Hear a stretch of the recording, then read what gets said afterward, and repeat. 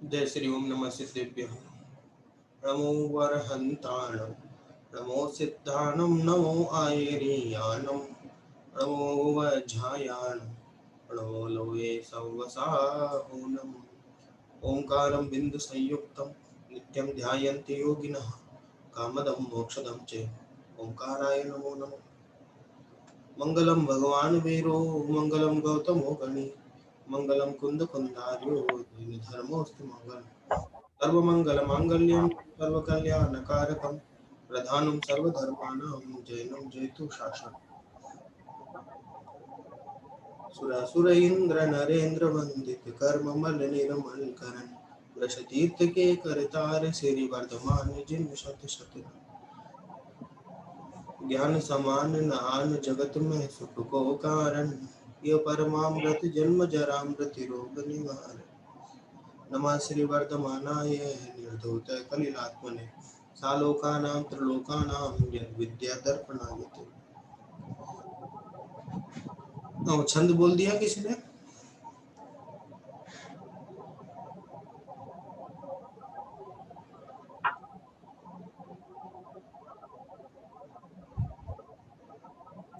जिसको भी बोलना। हाँ, अमन खनिया नाना।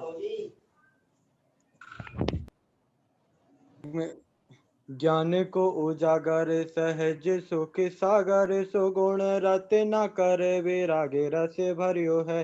शरण की पीड़ा पीड़ी हरे, मरण को न भय कर करम सो पीठी दे, करण को पीठी दे चरण अनुसर्यो है। धर्म को मंडन भरम को विहंडन है, परम नरम हो के कर्म से लड़ियो है। ऐसे मुनि राजे भाभी लोक में विराजमान ने रखी बनारसी नमस्कार करियो है। चलिए एक बार और देख लेना कुछ अशुद्धियां। रत्नखंड श्रावक आचार्य के तृतीय सम्यक चारित्र अधिकार, सम्यक चारित्र के तीन विभाग किए गए हैं, जिसमें हम अनुव्रत अधिकार की चर्चा कर रहे हैं। सत्यानुव्रत की चर्चा हुई, दो व्रतों की चर्चा हो गई है, अहिंसानुव्रत और सत्यानुव्रत। और सभी अनुव्रतों का एक ही फॉर्मूला हमने देखा था, स्थूल पापों से रहित होने का नाम अनुव्रत है, सूक्ष्म पापों से रहित होने का नाम महाव्रत है।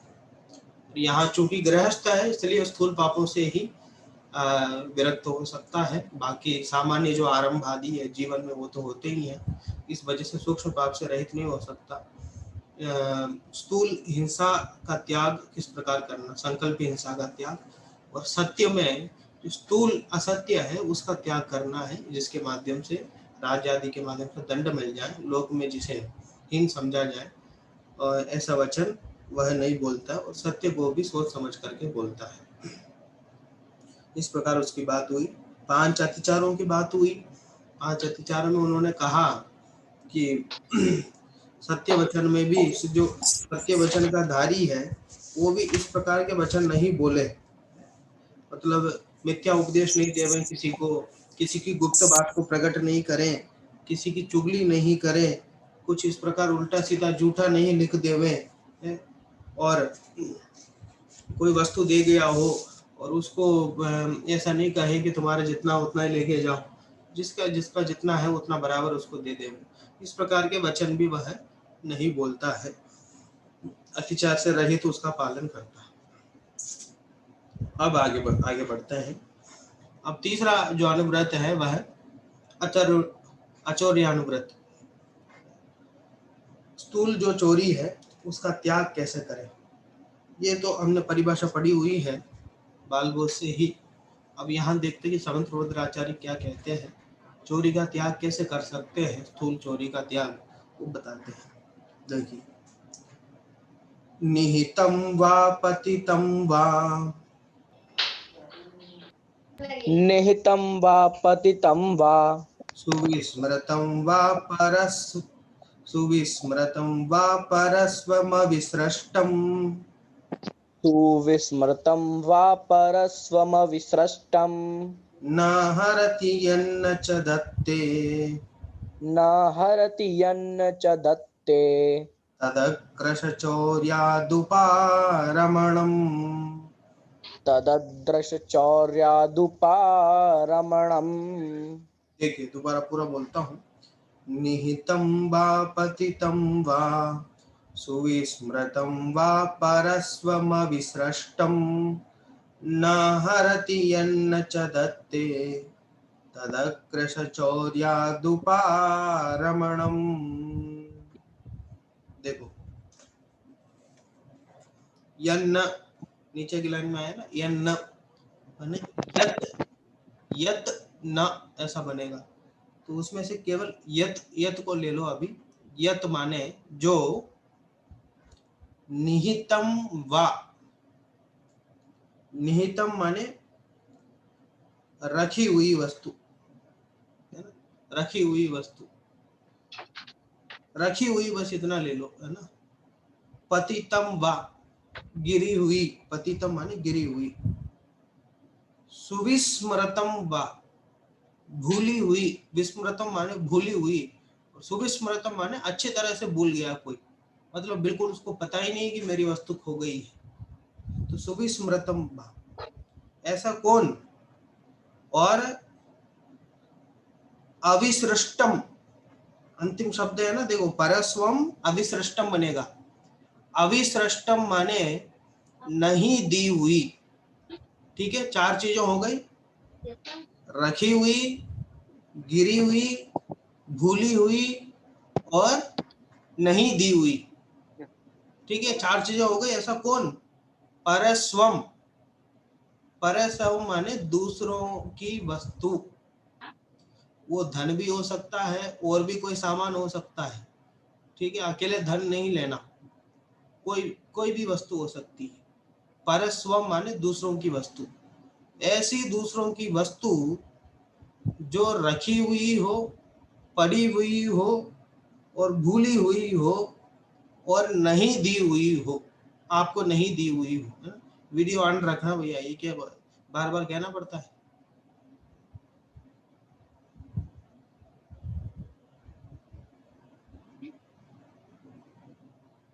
इस प्रकार ये चार प्रकार से जो वस्तु है, उसे जो कहीं पड़ी हुई हो, कहीं गिर गई हो, किसी के द्वारा भूली गई वस्तु हो और किसी के द्वारा नहीं दी गई वस्तु हो, उस वस्तु को न हरति, हरति न स्वयं उसका हरण करता है। हरण करता माने उसको उठाता नहीं है। न च दत्ते, ये तो हमने ले लिया था उसमें से, तो न क्या बचा उसमें, ना बचा। न च दत्ते, न लेकर के किसी और को दे देता है। ये जगत में जो व्यक्ति दूसरों की वस्तु को चुरा करके दूसरों को दे देता है, तो उसको तो लोग नायक समझते हैं, उसको हीरो समझते हैं। जिनके पास है उन्हें लेकर के, और जिनके पास नहीं है उन्हें दे देता है, तो वो उसको हीरो समझते हैं लोग। अब ये कह रहे हैं कि भैया किसी की भी कोई वस्तु हो, उसे उठा करके तुम किसी और को दे दोगे तो वो भी चोरी है। तो ना तो स्वयं लेना, ना तो लेकर के किसी को दे देना। ठीक है, उसको अकृश चौर्यात उपारमणम। अकृश माने होता स्थूल, कृश माने सूक्ष्म, अकृश माने होता स्थूल। चोरी, अकृश चोरी से माने स्थूल चोरी से, चौर्यात उससे, उपारमणम, उपारमणम माने विरक्त होना कहते हैं, मतलब उसको अचौर्यानुव्रत कहते हैं। स्थूल चोरी से जो विरक्त होना है वो वही अचौर्यानुव्रत है। तो किसी की भी पड़ी हुई वस्तु, गिरी हुई वस्तु, अच्छी तरह से भूली हुई वस्तु और नहीं दी हुई वस्तु उठा लेना और उठा करके किसी को दे देना, इसको स्थूल चोरी कहते हैं। और ऐसे स्थूल चोरी से जो उपारमणम विरक्तपना होता है, उसको आचौर्यानुव्रत कहते हैं। समझ में आगे बात आपको, आचौर्यानुव्रत कैसे कहते हैं? ठीक है,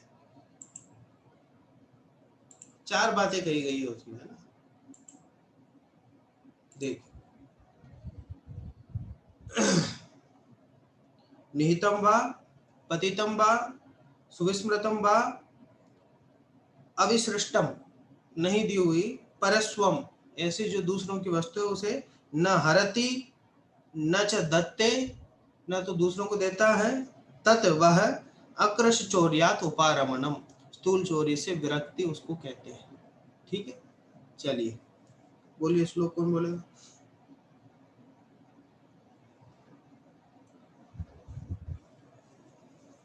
हाँ दीपक। बोलू संदेश, आवाज आ रही?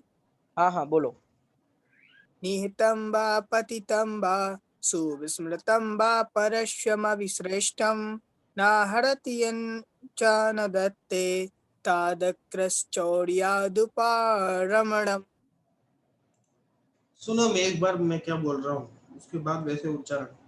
निहितं वा पतितं वा सुविस्मृतं वा परस्वमविसृष्टं न हरति यन्न च दत्ते तदकृशचौर्यादुपारमणम्। तद, वो दा का पूरा उच्चारण आना चाहिए, तदकृशचौर्यादुपारमणम्। बोलो। निहितं वा पतितं वा सुविस्मृतं वा परश्वमविश्रेष्टं न हरति यन्न च दत्ते तदक्रश्चौर्यादुपारमणम्। चल ठीक, और अर्थ पढ़वा भैया, किससे पढ़ो? हाँ दीपक, तुम्हारा ही नंबर है, तुम ही पढ़ो। ठीक। अर्थ, किसी पुरुष का जमीन में गड़ा हुआ धन हो, किसी भी स्थान में, महल में, मंदिर में, गृह आदि में छिपा हुआ धन हो, आपको अमानत सौंप गया हो, अपने मकान में या दूसरे के मकान में आपको बिना बताए जिताए ही रख गया हो, गांव में, नगर में, रास्ते में, वन में, बाग में पटक गया हो, आपको सौंप कर भूल गया हो, हिसाब में, लेखे में चूक गया हो, आपके स्थान में भूल से रख गया हो, पटक गया हो, अथवा लेन देन में, गिनती में भूला हुआ पैसा, रुपया, मुहर, आभरण, वस्तु आदि महंगी या थोड़े मोल की हो, बिना दी हुई ग्रहण नहीं करना चाहिए। दूसरे की वस्तु उठाकर किसी अन्य को देना भी नहीं चाहिए। यह स्थूल चोरी का त्याग रूप अणुव्रत है। ना, कैसे भी करके अगर किसी ने आपको दिया नहीं है, बिना दी हुई वस्तु को आप अपने पास रख रहे हो, उपयोग कर रहे हो और स्वयं उपयोग कर रहे हो और दूसरों को उठा के आपने दे दी, बोले ये एकदम स्थूल चोरी है, और जिसको आचर्यानुव्रत का पालन करना वो इसका त्याग कर देगा। ठीक है, चलिए, श्री कार्तिकेय स्वामी ने तो ऐसा कहा है, बोलो। जो बहुमूल्यम वत्थुम अपमूल्येन नेय गिण्हेदि विसर्यम्पि न गिन्हदि लाहे थोये वितु सेदी। पढ़ो। अर्थ, जिसके स्थूल चोरी का त्याग होता है वह बहुत मूल्य की वस्तु अल्प मूल्य में ग्रहण नहीं करता। जैसे यदि कोई पुरुष अपनी वस्तु ठीक हिसाब लगाकर आपको बेचे तो 1.25 रुपए में बिक जाएगी, किंतु उसने वह वस्तु सीधे ही आकर आपको सौंप दी तो और कहा इसकी जो कीमत ठीक होती है वह आप मुझे वह 1.25 रुपए की वस्तु को प्रकट जानता हुआ लोभ के वश होकर 1 रुपए में भी कम नहीं लेता है। जो ठीक कीमत है वही देता है, दूसरे की भूली हुई वस्तु को ग्रहण नहीं करता है। ऐसा भी परिणाम नहीं करता कि किसी निर्धन या अज्ञानी की वस्तु हमारे पास थोड़े मूल्य में आ जाए तो भला है, वह तो थोड़े लाभ में ही बहुत संतोष रखता है। भावार्थ, जो वाणिज्य के व्यवहार में तथा नौकरी में थोड़ा ही लाभ हो तो भी संतोष ही रखता है, अधिक की लालसा नहीं करता। उसके स्थूल चोरी का त्याग जानना। देखो, ये अंतरंग परिणति का ही विश्लेषण कर रहे हैं। स्थूल चोरी से अगर आपको बचना है तो संतोषी होना पड़ेगा आपको। जीवन में अगर जब तक संतोष रहता है, संतुलित जीवन हमारा है, जितना प्राप्त हो रहा है उसमें ही हमें संतोष है, तो फिर वो चोरी करने का अभिप्राय कभी हमारे मन में होगा ही नहीं, विचार आएगा ही नहीं कभी।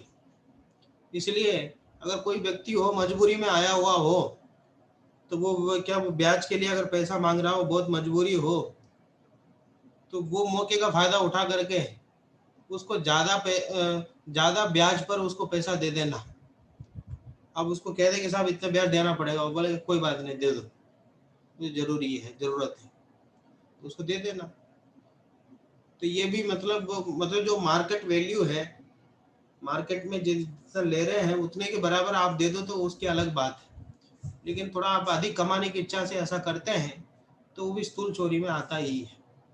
और इसी प्रकार कोई वस्तु आपके पास बेचने आया, तो उसको ज़्यादा जानकारी नहीं है, तो 2 रुपया 1 किलो में वो अगर वो चीज़ बिक रही है, तो अगर वो मजबूरी में था, जल्दी में था, तो आपने लोभ के वजह आपसे 1.5 रुपये में ले लिया उससे, उसकी मजबूरी का फायदा उठाकर, तो बोल रहे ये भी स्थूल चोरी में आता है। जो मार्केट वैल्यू है उसी में ग्रहण करता है सामयिक दृष्टि, उससे कम लेता नहीं है। और अज्ञानियों की कोई वस्तु कम मूल्य में आ जाए हमारे पास, ऐसा भी नहीं चाहता। जिसका जितना मूल्य है उतना मूल्य बराबर उसको देना चाहिए। ये रोजाना व्यापार का काम। हम सब के किसी की चीज तो उठाते नहीं है, तो वो तो चोरी नहीं ना, कि नहीं कि तुम किसी की चीज उठाते नहीं हो, लेकिन अगर व्यापार में ऐसा कर रहे हो तो ऐसा गलत है, कहने का तात्पर्य है ना। और इसी प्रकार के लोग इनकम टैक्स बचाने के लिए इस प्रकार अपने हिसाब किताब नहीं दिखाते हैं, इसको कम दिखाते हैं, कम बताते हैं, उसमें से चोरी करते हैं पैसा। तो वो सब चोरी ही है, स्थूल चोरी में आता ही है। राज्य विरुद्ध कार्य करना भी वो चोरी ही है। अब उसमें अतिचार में गिनाएंगे, है ना? तो इस प्रकार ये समझ लो कि दूसरों की वस्तु को उनके बिना दिए ना तो स्वयं लेना चाहिए, ना तो लेकर के दूसरों को दे देना चाहिए। ये जो काम साधारण काम है, इसको आचर्यान व्रत कहते हैं। ये तो हमारे जीवन में संभव हो सकता है। अब सब सोने की चेन पड़ी है किसी को रास्ते में, अब उठाएं कि नहीं उठाएं? सोने की चेन पड़ी हुई है, बहुत महंगी है, 1 लाख 1.5 लाख की नजर आती है, अब उसको उठाएं कि नहीं उठाएं? क्या करोगे बताओ? रास्ते में जा रहे हो, सामने चेन दिखाई दे रही है, तो उठाओगे कि नहीं उठाओगे? ये दीपक तो कह रहा है नहीं उठाऊंगा, तो नहीं उठाना चाहिए। अब लेकिन आप नहीं उठाओगे तो क्या भरोसा कोई और लेके जाए उसको, तो कोई और लेके जाएगा ना। नुकसान तो हो ही गया, जिसकी चैन है उसको नुकसान तो हो ही गया, लेकिन आप नहीं उठाओगे तो कोई और उठा ले जाएगा, क्या करें? सब ले जान तो जिसको ले जाएगा, नहीं ऐसे तो चोरी बढ़ेगी ना जी, देखो, और माल और खराब होगा, क्या करें? तो हम उठा लेगा, तुम उठाओगे तो भी चोरी है वो, तो क्या करें साहब, देखा तो नहीं जाता है ऐसा। इसको क्या करना है? अगर तुम्हें ज्यादा ही चिंता हो रही है तो ले करके पास में पुलिस वाले हैं उनको दे दो। अब 5 रुपए 10 रुपए पड़ा होगा तो उसकी ओर देखने की जरूरत ही नहीं है। अगर बहुत ही ज्यादा महंगी वस्तु हो, ऐसा लग रहा है कि उसके अभाव में मालिक को बहुत बड़ा नुकसान हो सकता है, जिसका भी वो सामान गिर गया है, तो या तो पुलिस वालों को सूचना कर दो, या तो ले जा करके पुलिस में दे दो। ऐसा संभव हो, जो भी संभव हो, कानूनी कार्यवाही जो भी संभव हो तुमसे वो कर दो। और नहीं तो तुम उसको ले जा रहे पुलिस वालों के पास, नहीं तो इतने में कोई से मतलब वो जो मालिक आ गया वो समझ लेगा तुमने उठा दिया। इससे बढ़िया भी सूचना दे दो सब पुलिस वालों को, ऐसी ऐसी बात है, यहाँ पर ऐसी है। अगर संभव हो तो कर सब। अच्छा उपाय ये है कि आप ठीक है, मतलब आपको कोई मतलब ही नहीं है उस वस्तु से, सबसे बढ़िया तो ये है। फिर भी अगर ज्यादा चिंता होती है तो उनको सूचना कर दो, कानूनी वालों को। बात समझ में आई? अब यद्यपि वे भी लाभ ले लेंगे, वो बात अलग है। वो 1.5 लाख की वस्तु होगी, तो वो 10-20 हजार तो वो भी क्लाइंट्स ले वो वो भी ले ही लेंगे, बात अलग है, उसमें भी चोरी होती ही होती है, सबको आदत पड़ गई, क्या करें। तो इस प्रकार करके तो कुछ ना कुछ ऐसा, ज़्यादा से ज़्यादा हम उस तरफ ध्यान नहीं दे रहे, अलग बात, फिर भी चिंता होती तो अधिकतर हम जो कानूनी कार्रवाई है उसको दे करके हम सूचना करवा दें, ले करके इस मार्ग में गिर गया तो हम मान लीजिए शिविर में आ गया कि किसी का कोई सामान गिर गया तो हम क्या करें, उस तरफ नजर ही नहीं दें तो क्या होगा, वस्तु पड़ी रहेगी, तो उसको लेके सूचना कर देना कि साहब हमें ये वस्तु मिली है, जिसका वो लेके जाओ, बात समझ में आ रही ना। इस तरह करना वो चोरी नहीं है, ग्रहण नहीं करना चाहिए हमें, है ना, बस ये। अब बोलो क्या बोल रहे भाई साहब, कोई बहुत अनमोल चीज हमें तोहफे में लाके दे दे और बोले कि इसके पैसे तुम मत दो, तो वो ग्रहण करना चाहिए कि नहीं? तोहफे में माने किस तरह से, अगर कोई मतलब भेंट लाके दे दे, हाँ तो भेंट के रूप भेंट में। में क्या, इसमें दिया ना चौथा ऑप्शन जो दिया, अविश्रष्टम, मैंने अविश्रष्टम माने नहीं दी हुई चीज हो, और आपको दे रहा है वो आपके प्रति वात्सल्य है, सम्मान है, प्रेम है, दोस्ती है, जो भी हो, उसके आधार पर अगर वे आपको दे रहे हैं तो उसको लेने में कोई दिक्कत नहीं है, वो चोरी के इसमें नहीं जाएगा।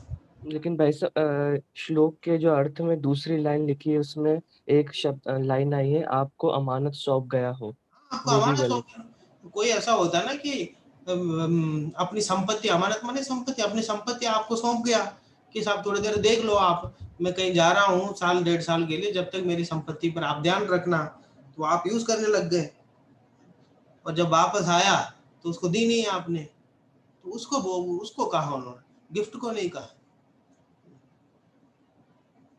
कोई ऐसा होता अपने घर की चाबी देके जाते हैं, कोई गांव में ऐसा होता है कि साहब घर संभाल लेना, तो ये पूरा घर भी संभाल लेता और पूरा लाभ भी ले लेता उसका, बात समझ में आ रही है।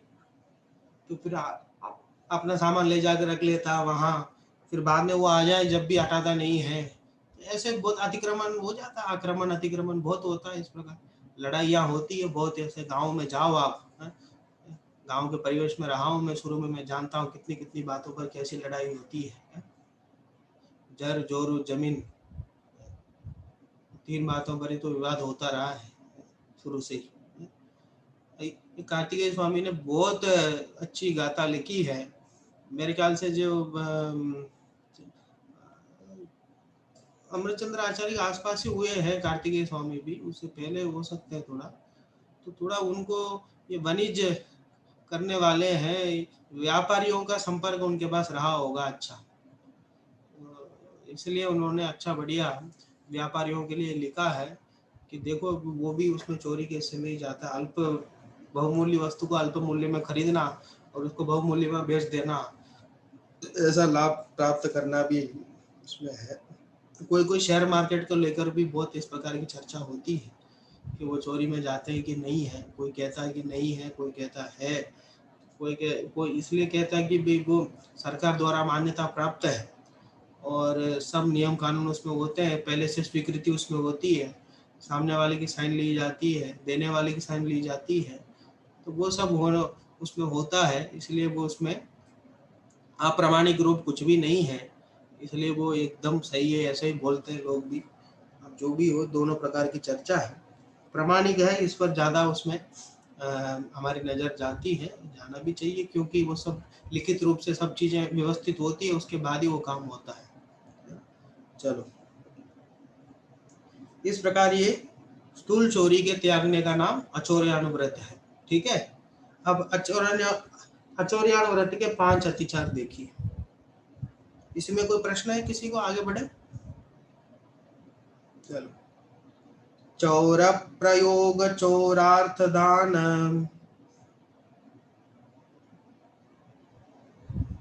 चौर प्रयोग चौरार्थ दान, चौरार्था तक रुकना है कि दान तक रुकना, मेरे ख्याल से दान तक ही रुका जाता है। चलो एक बार बोलता हूँ, मैं पूरा ही बोलता हूँ, उसके बाद देख। चौर प्रयोग चौरार्थ दान, विलोप सदृश सन्मिश्रा, हीनादिक विनिमानम, पंचास्ते ये व्यतिपाता, वो फिर वही ऐसे चौरार्थ के बाद रुकना पड़ेगा। चौरार्था के बाद है ना। चौरार्था।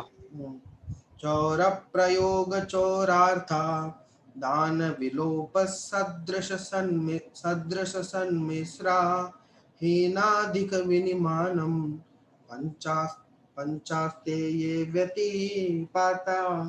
बोलिए। चौर प्रयोग चौरार्था दान विलोप सदृश सन्मृषः हीनादिक विनिमानम पंचास्ते ये व्यतिपाता। सही है, सही है। आप इसके बाद ही रोकना है, चौरार्था के बाद ही रोकना है। मैं है ना, ये जो रेफ लगा है वो दा के ऊपर है। इसमें थोड़ा मैं कंफ्यूज हो गया। वो इसमें आपके पीडीएफ में तो सही है, इस वजह से थोड़ा सा मैं कंफर्म हो, इसलिए दान को भी साथ में ले रहा था। ठीक है। चौर प्रयोग चौरार्था दान विलोप सदृश सन्मिश्रा हीनाधिक विनिमानम पंचास्तेये व्यतिपाता। देखो अस्तेये, नीचे देखो दूसरी लाइन में पंचास्तेय है ना। अस्तेय, स्तेय माने क्या बताया था मैंने? चोरी।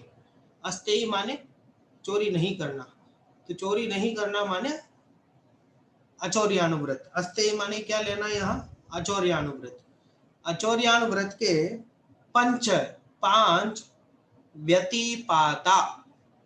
एक और नया शब्द क्या मिला अतिचार के लिए? व्यतिपाता।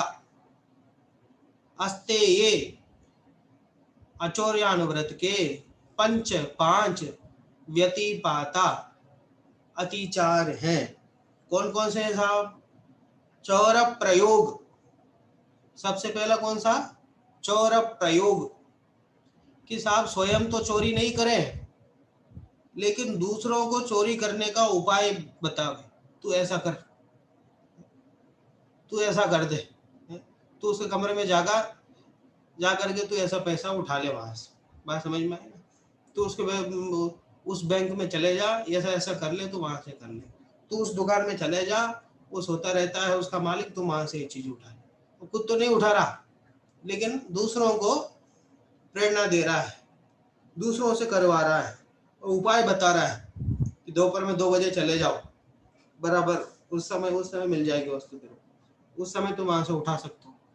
तो दूसरों को वो प्लान बताना चोरी करने का। और कि साहब कोई जाए, अब मैं ऐसे बहुत प्लान, ऐसा मेरे दोस्त भी बताते हैं कई लोग, प्लेटफॉर्म टिकट क्यों लेते हो तुम? तो पागल हो, क्यों लेते हो प्लेटफॉर्म टिकट? पागल कहते ना जाने क्या क्या। हमें तो बुद्धू समझते हैं अगर हमने प्लेटफॉर्म टिकट ले लिया तो। बोलते वो पीछे से रास्ता है, दुर्गापुरा में वहां से रास्ता है जहाँ इन लोगों के घर है, तो वो थोड़ा सा पटरी के आगे आ जाओ और वहां से आ जाओ। और बोले ये इधर से आ जाओ, तो जब चेकिंग कर रहे हो उधर से आ जाओ, यहाँ से आ जाओ। बोले तुम वहां से आ जाओ, यहाँ से आ जाओ कर रहे हो। मान लो तुम 50 बार तुमने वो नहीं लिया, प्लेटफॉर्म टिकट नहीं लिया, 49 बार तुम बच गए, तो गलती से एक बार तुम फंस गए, 50वें बार तुम उनसे फंस गए, तो तुमसे वो 1000 रुपए ले लेगा। बात समझ में आ रही ना? और एक टिकट 5 रुपए का है, अब तो 10 का हो गया। एक टिकट 10 रुपए का है, तो 50 बार 10 रुपए हो, तो कितने हो गए? कितने हो गए? 500 रुपए। 500 रुपए हो गए। अब कौन फायदे में रहा, तुम कि मैं? बताओ। आदमी फंसता ही है, ऐसा नहीं है कि अगर नहीं फंसता है। तो सबके साथ कहानी जुड़ती है, सबके साथ देखो, सब जितने सब ये लोग जितने भी बोलते हैं, जितने होशियार लोग हैं, ये सब फंसते ही है। और एक बार इनके पास ऐसा हो जाता है।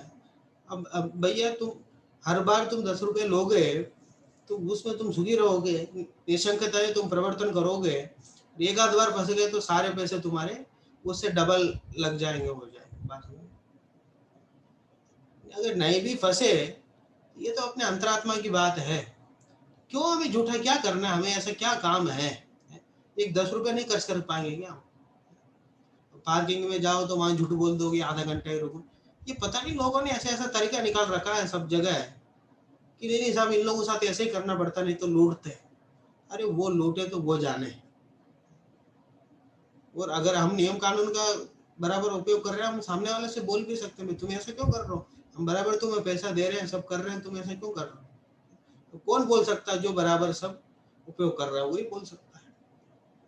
तो मैं तो एक बार फंसा भी हुआ हूँ।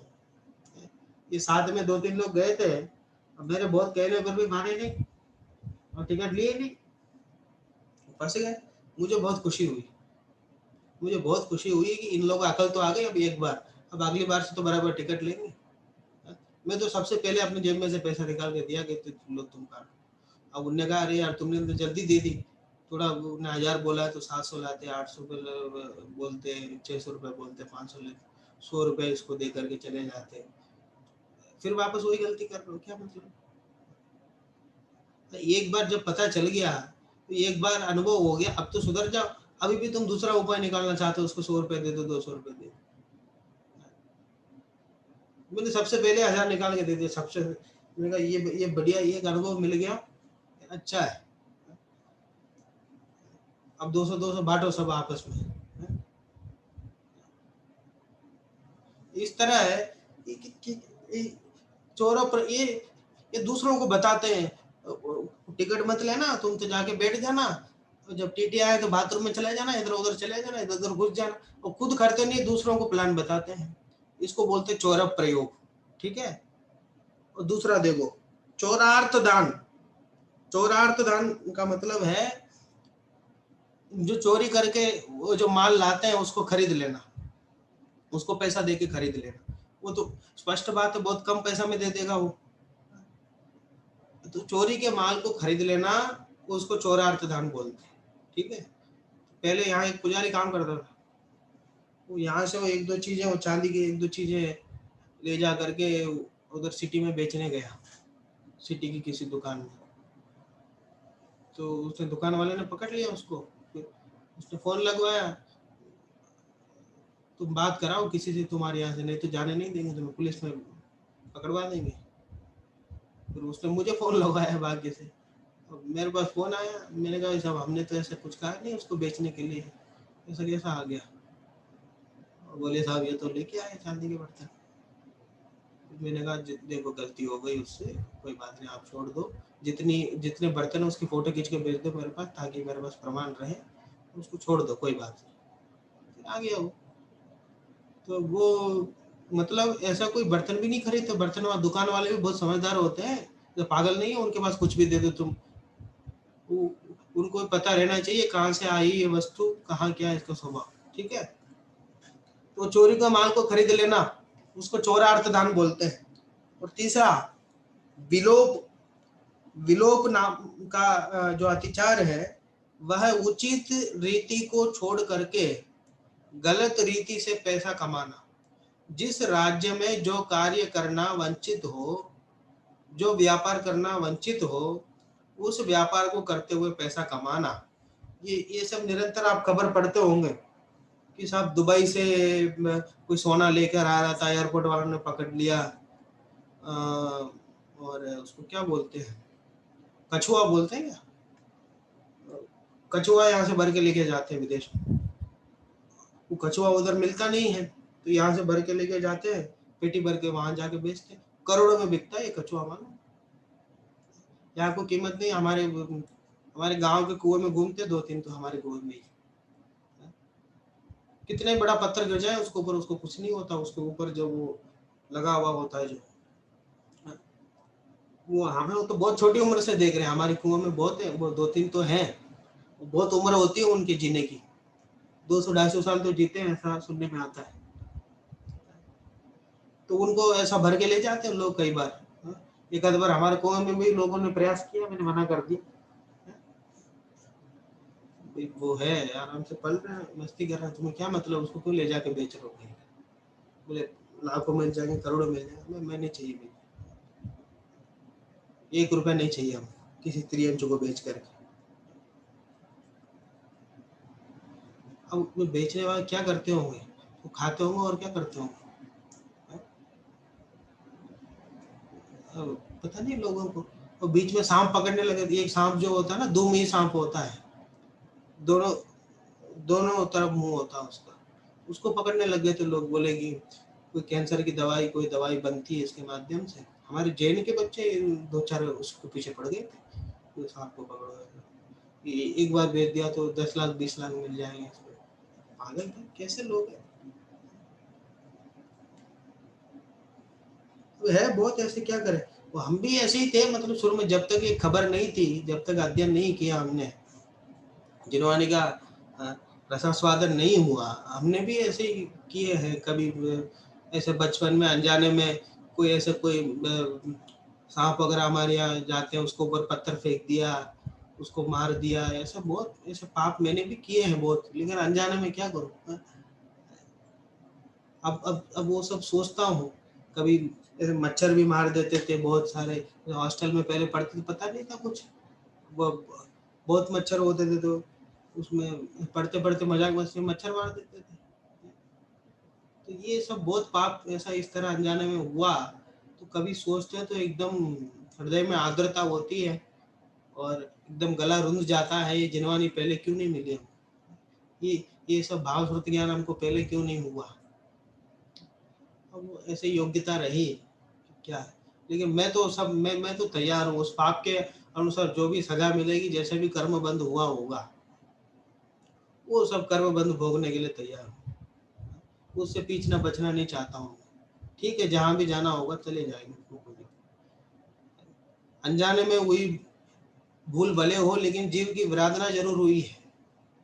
उस विराधना का फल जो मिलेगा उसको भोगने के लिए बिल्कुल तैयार हूँ। वर्तमान में तो जैसा समागम मिला है उसका तो बिल्कुल आनंद है, और आगामी जैसा भी होगा, कर्म बंध जैसा भी हुआ होगा, उसको ग्रहण करने के लिए तैयार हूँ, उससे कोई दिक्कत नहीं। तो बीच में तो थोड़ा नास्तिकवाद से प्रभावित हो गया था मैं। दक्षिण में जो पेरियार नाम के जो व्यक्ति हुए हैं, उन्होंने नास्तिकवाद को बहुत बढ़ावा दिया। उनकी 1-2 पुस्तकों को पढ़ करके मैं थोड़ा सा नास्तिकवाद से प्रभावित हो गया था ज़्यादा। तो थोड़ा मतलब अपने जो मत हैं, अपने भगवान हैं, ये भी नहीं होते हैं, ये भी मनगढ़ंत कहानी है, ऐसा भी सोचने लगा था। और 1-2 बार ऐसे विराधना भी कि मैं अपने भगवान की फोटो वगैरह भी घर से मैंने हटवाई। मैंने कोई नहीं होते हैं, सब क्यों मानते हो, ऐसा भी कहने लग गया था।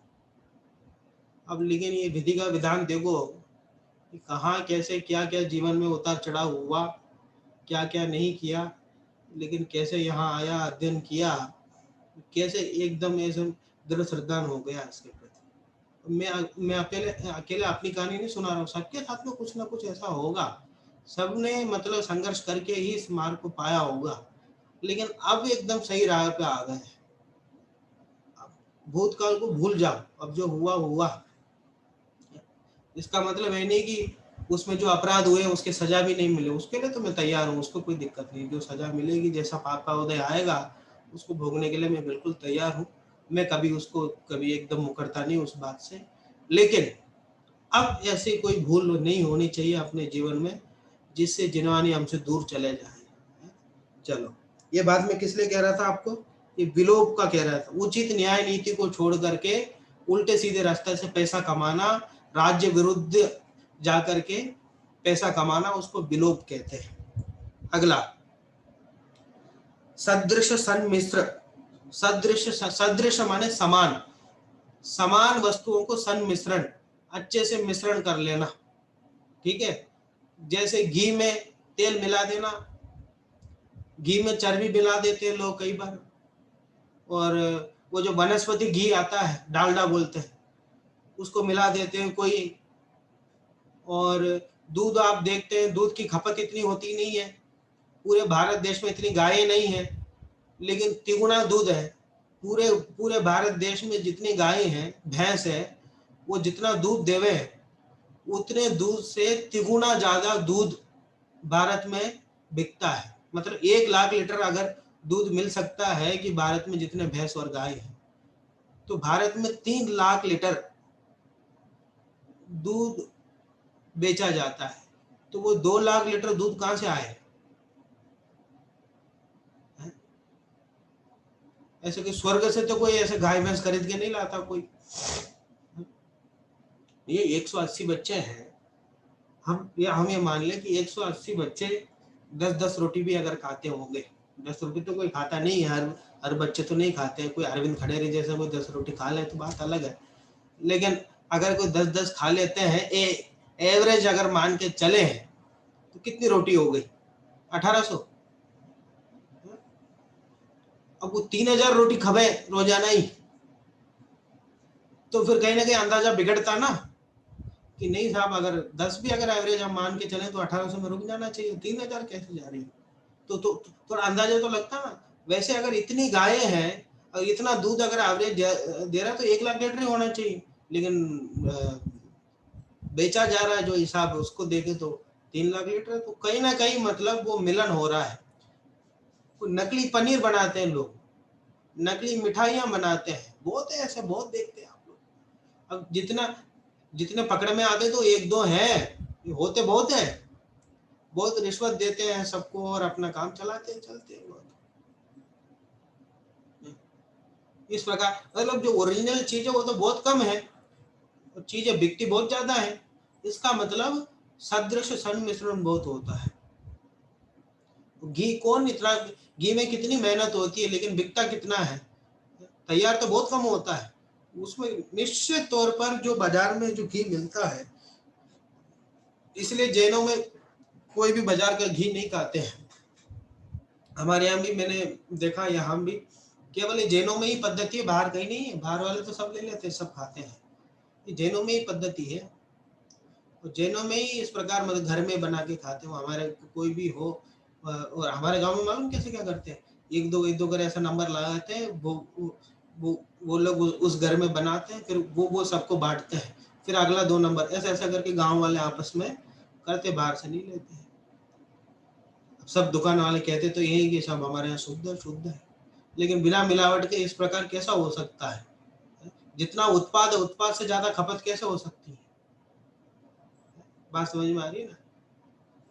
तो इस से क्या समझ में आता है कि सदृश है, मिलाया जाता है, कुछ ना कुछ इसमें मिलाया जाता है। ऐसा आप बहुत देख सकते हैं, दूध में मिलावट होती है, सोने में मिलावट होता है, जो ओरिजिनल सोना है उसमें कृत्रिम सोना है उसको मिलाया जाता है, थोड़ी चांदी मिला देते हैं। बहुत इस प्रकार की प्रवृत्ति आप देख रहे हैं, बहुत मिलावट होती है। ओरिजिनल चीज तो हमें पता नहीं कहाँ क्या है। ये काजू जो हमको दिखाई देते हैं, ये ओरिजिनल काजू तो मानो सब विदेशी जाते हैं। हमारे तरफ होते हैं काजू, पुदुचेरी पांडिचेरी है ना, उस तरफ काजू बहुत होते हैं, और इधर गोवा तरफ भी बहुत होते हैं। ने देखे ना काजू के पेड़ देखे, इतने बड़े बड़े होते हैं, उनमें तो फल, तो काजू के फल होते हैं वो इतने बड़े बड़े होते हैं, उसमें इतना सा लगता है वो अंदर वो काजू, तो वो फल भी खाने में अच्छा लगता है। तो वो जो ओरिजिनल है, अब वो तो मानो कि वो तो वही सब विदेशी जाते हैं। ये सब टुकड़े बचते हैं हमारे पास, ये है, ये भी साहब बहुत अच्छा लगता है हमको। इसमें भी बहुत क्वालिटी है, इसमें भी टुकड़ी अलग बिकती है, अलग बहुत, ये बहुत है इस प्रकार भेद इसमें है। ओरिजिनल तो हमारे आंखों के सामने आवे ही नहीं कभी, वो सीधे विदेशी जाते हैं अधिकतर, तो वो सीधा फार्म हाउस से ही जाते हैं वहीं से।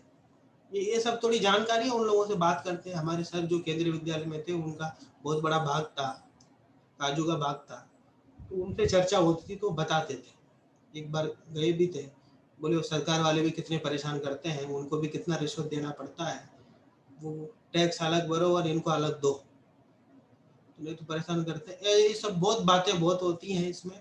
तो मिलावट सब जगह करना पड़ता है ऐसा कहते हैं, बिना मिलावट की कोई चीज़ नहीं होती। ये मिठाइयाँ बनती है, जितनी मिठाइयाँ आप देख लो सब में मिलावट होती है। अब लेकिन व्यक्ति ने असली स्वाद क्या होता है ये कभी उसको चखा ही नहीं है। शुरू से ही जो मिली चीज का ही जो स्वाद ले रहा है, इसलिए बोलता सोडानी की मिठाई अच्छी है। बात समझ में आ रही है?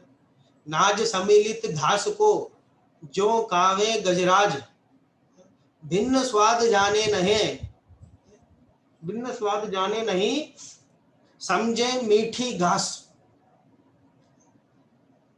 कहाँ है? समय सार में कलश है, ये अमरचंद्र आचार्य के वचन है। तो ये एक जगह उन्होंने गालियां बहुत दे दी। अमरचंद्राचार्य की गालियां पता है तुम लोग क्या है? गालियां दी उन्होंने, गुस्सा आ जाता उनको ऐसे ही कह देते हैं। क्या कहा? हे दुरात्मन, क्या कहा? हे दुरात्मन, आत्मपंसन, ऐसा कभी कभी कह देते हैं। तो जब करुणा एकदम उच्च कोटि पे होती है, तो करुणा जब अंतर से होती है तब कहते हैं मज्जंतु निर्भरममि सममेव लोका आलोक मुच्चलति शांत रसे समस्ता। चलो ये अलग बात है। ये विलोप सदृश सन्मिश्र नाम, ये समझ में आ गया ना आपको अतिचार। और अगला अतिचार है हीनादिक मानोमान।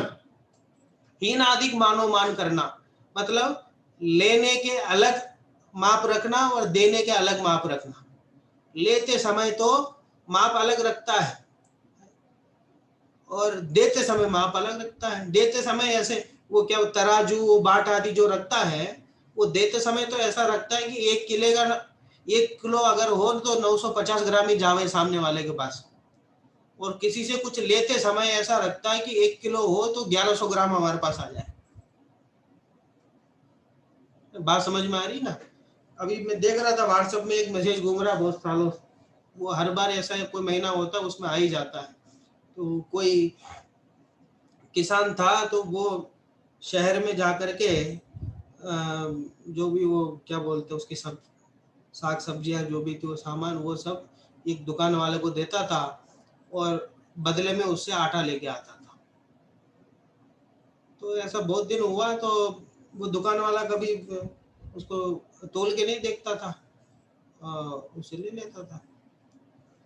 तो एक दिन तोल के देखा तो उसका वजन कम निकला। तो उसने कहा कि आज आने दो, उस किसान को बताता हूँ। तो वो किसान आया तो उसकी खूब पिटाई करी उसने पहले तो। जब रोने रोने लगा कि साहब मुझे तो पता नहीं कैसा क्या हो गया, ऐसा कहा। बोले ये बताओ कि तुम कैसे तोल के लाते हो चीज? बोले साहब आपके यहाँ से जो आटा लेके जाता हूँ मैं तो उसी से तोलता हूँ, मेरे पास तो कोई ऐसे कोई साधन नहीं है तोलने के, मैं गरीब आदमी हूँ। आप जो आटा देते हो 1 किलो मैं उसी में से तोलता हूँ। बोले गलती इसकी थी, 1 किलो आटा पूरा नहीं देता था, अब इसी के अनुसार वो तोल करके वहां से घर से लाता था, उसके पास बाट नहीं थे। तो ये हमेशा क्या सोच ये बन गई कि लोगों को जो कमजोर होगा वो गलत करेगा, वो गलती करेगा,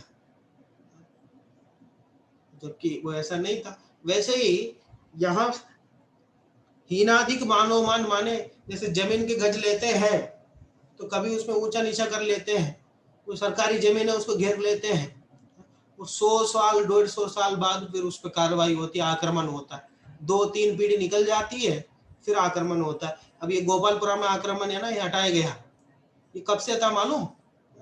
बहुत पहले जब हम लोग आए थे उससे पहले भी वो पूरी दुकानें वही थी, लेकिन किसी का ध्यान नहीं किया। और जब 2019 में जब वो रोड चौड़ा करना था उनको, तो वो तब जाकर के देखा आधी आधी दुकानें टूट गई, आधी आधी दुकानें टूट गई, बड़ी बड़ी दुकानें वो आधी रह गई अब। और इतने सालों तक वो लोग ऐसा नशे ऐसे घूमते रहे नशे की तरह, वो तो बढ़िया दुकान चलती रही उन लोगों की। जिसकी छोटी दुकान तो वो तो गायब ही हो गई, उनको तो बड़ी दुकान तो आधी हो गई, जिनकी छोटी दुकान इसी में उनकी दुकानें छोटी छोटी तो वो तो गायब ही हो गई वहां से। तो बोले वो पूरा वहां के उसमें उस रोड में पूरा था गोपालपुरा रोड, जहां से आप लोग जाते हो ना कॉलेज की रोड, वहां से आप देख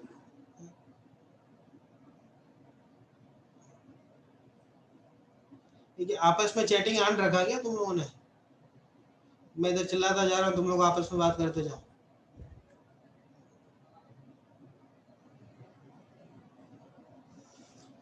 तो क्या करें तो चलो बोलो श्लोक बोलो।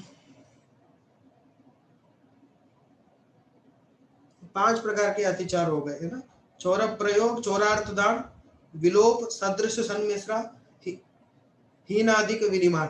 चलिए पढ़ो श्लोक, पढ़ो आदित्य। चौर प्रयोग चौरार्था दान विलोप सदृश सन्मिश्रः हीनादिविमानम् पंचास्ते व्यतिपाता। चलिए और कौन बोलेगा? बोलो। हाँ सक्षम।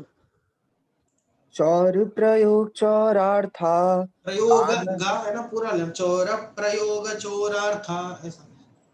चौर प्रयोग चौरार्था दान विलोप सदृश सन्मिश्रा हीनादिक विनिमानम पंचास्ते व्यतिपाता। बहुत बढ़िया, पढ़ो अर्थ पढ़ो।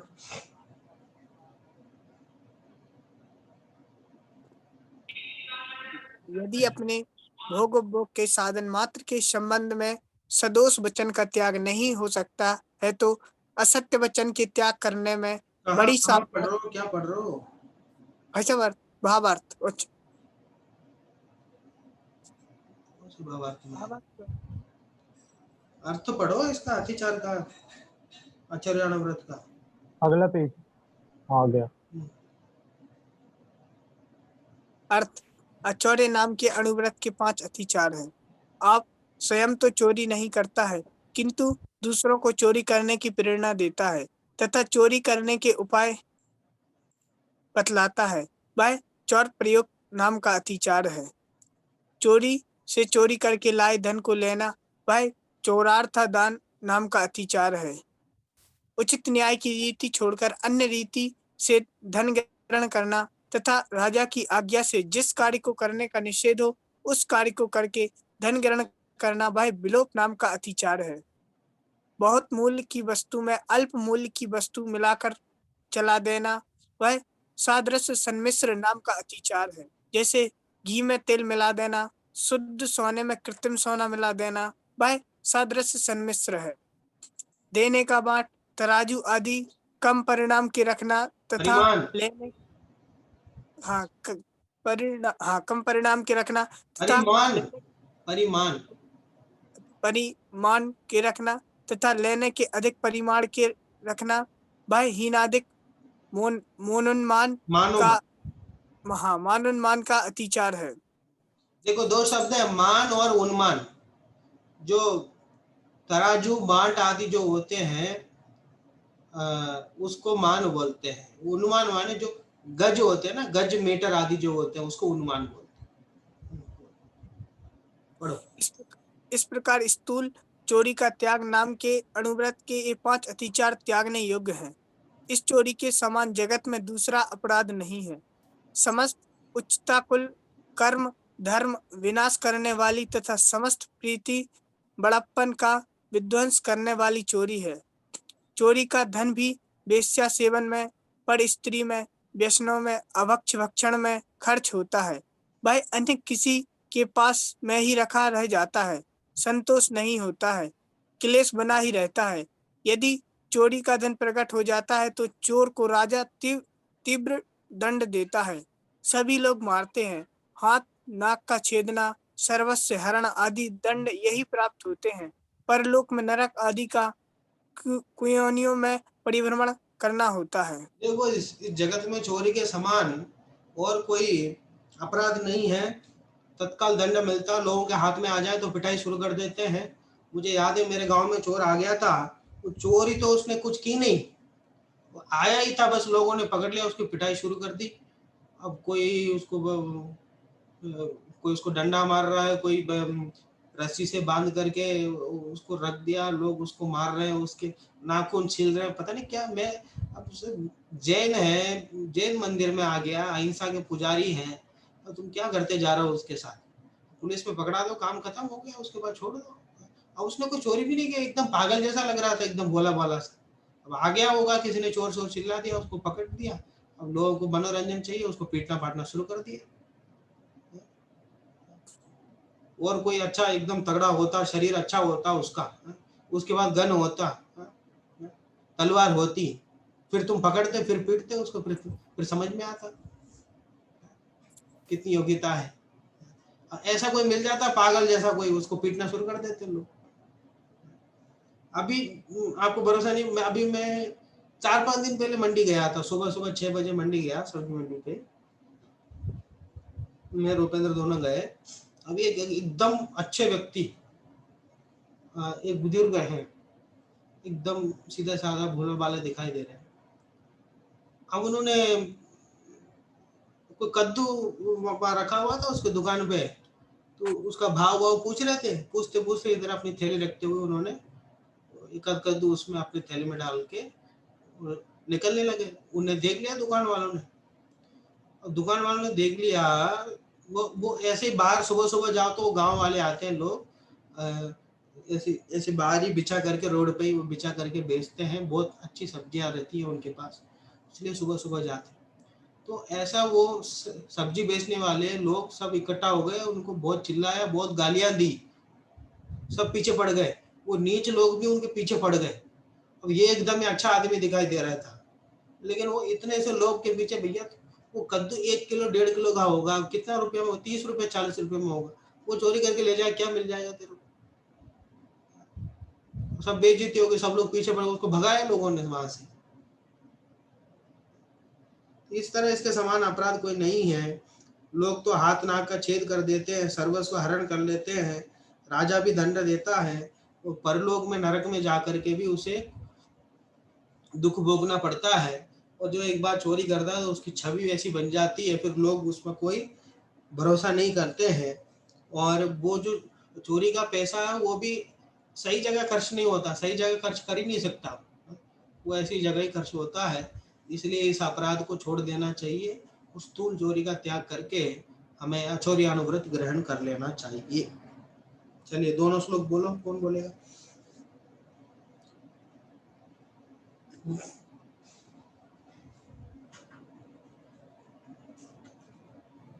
आर्जव मोदी।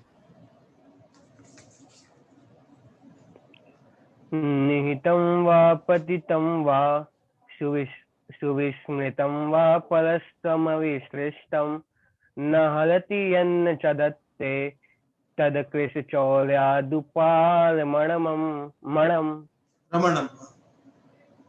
चौलप्रयोगचौरार्था दानविलोकसदृशन्मिश्रः हीनाधिकविनिमानं पंचास्ते व्यतिपातः। वो गाता पढ़ो बीच में जो है, अरविंद खड़ेरी है कि चला गया? है भाई साहब, है, बोलो अरविंद। जो बहुमूल्यं वत्थुम अपमूल्येन गिन्हेति विसर्यं पीण गिन्हति राहे थो ये भी तो सेदी। और किसी को कोई प्रश्न है? हाँ भाई साहब, मेरा ये प्रश्न है कि ये जो, हाँ मैं हूँ चेतन। ठीक है, समझ गया, मैं तो आवाज से समझ गया भाई। हाँ हाँ, मेरा ये प्रश्न है कि ये जो लोग होते हैं ना मांगने वाले, पैसे मांगने वाले, तो यदि हम इनको पैसे दे देते हैं तो फिर हमें पाप लगता है या नहीं लगता? क्योंकि ये अधिकतर लोग तो इनमें ऐसे होते हैं कि शराब आदि गुटखा आदि खाकर इन पैसों का उपयोग करते हैं, और यह हमें को पता है, लेकिन हम उसको यह समझ कर देते हैं कि ये अब इस पैसे से उच्च उपयोग करेगा और अपना परिश्रम करके कुछ आगे बढ़ेगा। तो ये पाप है या नहीं है? नहीं, अगर उस उद्देश्य से आप दे रहे हो कि इससे कुछ परिश्रम करेगा, इससे कुछ इसका जीवन सुधर जाएगा, तो बिल्कुल कोई गलत नहीं है। और जिनागम में अभी हम आगे बढ़ेंगे, शिक्षा व्रत में जब वैया व्रत आएगा उसमें दान आएगा, तो दान की चर्चा जब आएगी तो अपन उसमें पढ़ेंगे। 3 प्रकार का दान बताया है, एक सुपात्र दान और अपात्र दान और दया दान का पात्र दान। सुपात्र माने जो ज्ञानी है उनको जो दान दिया जाता है वो सुपात्र दान है, और अपात्र है जो पात्र नहीं है, मिथ्या दृष्टि है, विषय सेवनी है, उनको दान देना। और एक दया दान के पात्र है, जो एकदम दया के पात्र हैं, जिनके पास कुछ खाने पीने को नहीं है, दुखी हो रहे हैं, बहुत परेशान हो रहे हैं। अगर हमारे 2 पैसों से अगर उनका कुछ उपकार हो रहा हो तो ठीक है, लेकिन समझ में आ जाता है कौन बदमाश है, कौन और किसको जरूरत है। आप देखेंगे तो भिखारियों को देख के आपको समझ में आ जाएगा। और पैसा नहीं दे तो भी कोई वस्तु दे दो तो ज्यादा बेटर है। तो अधिक ज्यादातर लोग इस प्रकार के प्रयोग करते हैं, मुझे अच्छा लगता है। कुछ खाने पीने की वस्तु दे देते हैं, और नहीं तो उनको ले जाके किसी दुकान में कहते हैं इसको खिला देना और फिर मेरे से पैसा ले, इस प्रकार के प्रयोग करते हैं लोग। और किसी की पढ़ाई में अगर किसी को कहते हैं कि वहाँ जाने के पैसे नहीं, यहाँ जाने के पैसा नहीं है, तो खुद टिकट कर लेकर के उनको, मैंने ऐसा किया है, ऐसा चलने में 1-2 बार। अब वो, लेकिन उसको देख के तो ऐसा लगता है शराब पीता है। अब उसको टिकट के पैसे दे देंगे तो वो जाके शराब पी ले। तो मैंने कहा चलो तुम टिकट लेके देता हूँ, फिर तुम बस में बिठा देता हूँ, तुम चल लो। ऐसा एक बार किसी ने कहा कि साहब मुझे 10 रुपये कम पड़ रहे हैं टिकट के। मैंने कहा चलो, टिकट खिड़की तक तो चलो, तुम टिकट लो, जो जितना पैसा तुम्हारे पास है दो, 10 रुपये कम पड़ रहे मैं दे दूंगा, चलो। फिर वो चलने को तैयार ही नहीं हुआ, तो चुपचाप निकल गया। तो मैं समझ गया वो टिकट के लिए कम नहीं पड़ रहे, वो बोतल के लिए कम पड़ रहे हैं उसके। अब ऐसा होते हैं, थोड़ा सा आपको परीक्षा दे करके देना चाहिए। अगर आप इस पवित्र भावना से दे रहे हैं कि उसका भला हो जाए, कोई जल्दी हो, हमारे पास टाइम हो तो हम परीक्षा ले सकते हैं। हमारे पास टाइम ही नहीं है, हम जा रहे सिग्नल में कोई आ गया और 2 रुपये हमने इस उद्देश्य से दे दिया कि इसमें ठीक है, अगर वो उसके ऊपर है, वो कैसे क्या उपयोग कर रहा है। हमने तो अच्छी भावना से दी है, उसमें ऐसा कोई दोष नहीं है विशेष। और 2 रुपया, 1 रुपया, 5 रुपया तो दिया अपन ने, कोई दिक्कत नहीं। वास्तव में कई बार ऐसा होता है, लोगों को जरूरत होती है, उससे खाते पीते हैं, तो इसलिए उससे अगर एकाध ऐसा करता तो उसको देख करके नहीं देना भी उचित नहीं है। और अगर समय हो तो खाने की वस्तु दे और विवेक से दे, परीक्षा करके दे तो ज्यादा अच्छा है। और किसी को प्रश्न है? भाई साहब ये पूछ रहा था कि बाहर पैसे वगैरह डले मिल जाते हैं तो हम लोग मंदिर में डाल देते हैं, तो ये पाप करना है? है, बिल्कुल नहीं करना, ये बिल्कुल नहीं करना। ये बहुत बार मैंने देखा है ऐसा, और मैंने भी कर दिया है ऐसा 1-2 बार, मुझे उचित नहीं लगा। मतलब मंदिर ऐसा पैसों से चलेगा क्या? लोग मतलब लोग बहुत अच्छे अच्छे दान देने वाले लोग हैं, भावना से देते हैं। हमारा ये काम रह गया हम उठा। अच्छा, अगर कोई हमारे पास जाके दे जाए कि साहब ये सामान वहाँ पड़ा हुआ था और मैंने बहुत ढूंढा, आपके घर के सामने पड़ा था, लेकिन मैं बहुत कोशिश की, लेकिन किसी ने ली नहीं, तो आपके पास रख लो, हफ्ता 10 दिन आप अपने पास रखना। अगर कोई आता है तो आपके घर के सामने गिरा हुआ, इसलिए कोई आगे ले ले तो आप दे देना। नहीं आए तो आप मंदिर में डाल देना। अगर सामने वाला कहेगा जा रहा तो डाल दो, कोई दिक्कत नहीं। और फिर क्या, वो आदत बन जाती है, लोग देखते रहते हैं, वो कहीं भी पैसा मिले उठा के फटाफट मंदिर में डाल देते। वो मजबूरी में डालो, वो बात अलग है, अब उसको शौक बना लो, वो ठीक नहीं है।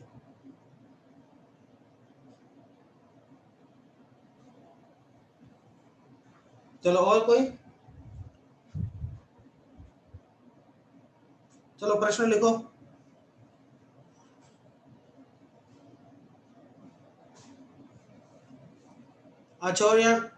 आचौर्यानुव्रत किसे कहते हैं? पहला प्रश्न, आचौर्यानुव्रत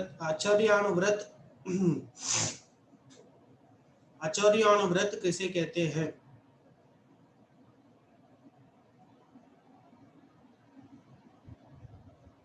आचौर्यानुव्रत के 5 अतिचारों का नाम एवं स्वरूप लिखिए। आचौर्यानुव्रत के 5 अतिचार एवं स्वरूप लिखिए।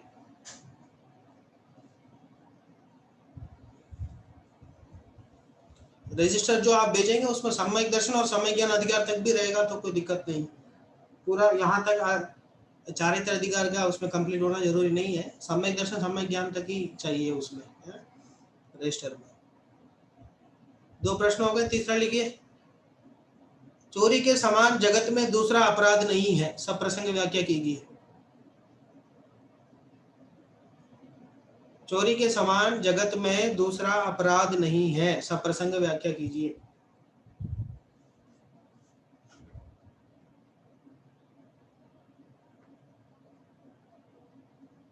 चलिए प्रवचन में जुड़िए आप सब।